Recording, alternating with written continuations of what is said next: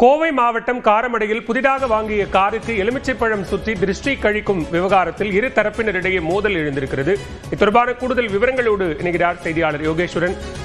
விவரங்களை பதிவு செய்யலாம். எதன் காரணமாக தகராறு? வணக்கம். மேட்டுப்பாளையம் அடுத்த காரமடை பகுதியில் புதிதாக வாங்கிய காருக்கு எலுமிச்சம்பழம் சுற்றி திருஷ்டி கழித்த விவகாரத்தில் இரு ஏற்பட்ட மோதல் தொடர்பாக சிசிடிவி காட்சியில் இப்ப வெளியாகி பரபரப்பை எடுத்துக் கொண்டது. காரமடை அருகே உள்ள பெரிய புத்தூர் பகுதியில் வசிக்கும் ஒரு குடும்பத்தினர் புதிதாக கார் வாங்கியுள்ளார். வழக்கம் போல அந்த காருக்காக நாலு பக்கமும் எலுமிச்சம்பழங்கள் வைத்து பழங்கள் வைத்து விட்டு எலுமிச்சை திருஷ்டி சுற்றி போட்டுள்ளார்.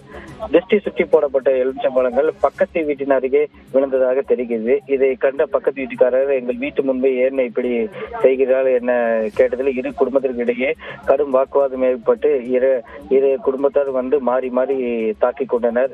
தற்போது இந்த சிசிடிவி காட்சிகள் சமூக வலைதளத்தில் வேகமாக சமூக வலைதளத்தில் பரவி வருகிறது. காவல்துறையினர் வழக்கு பதிவு செய்து தற்போது விசாரணை மேற்கொண்டு வருகின்றனர். விவரங்களுக்கு நன்றி யோகேஸ்வரன்.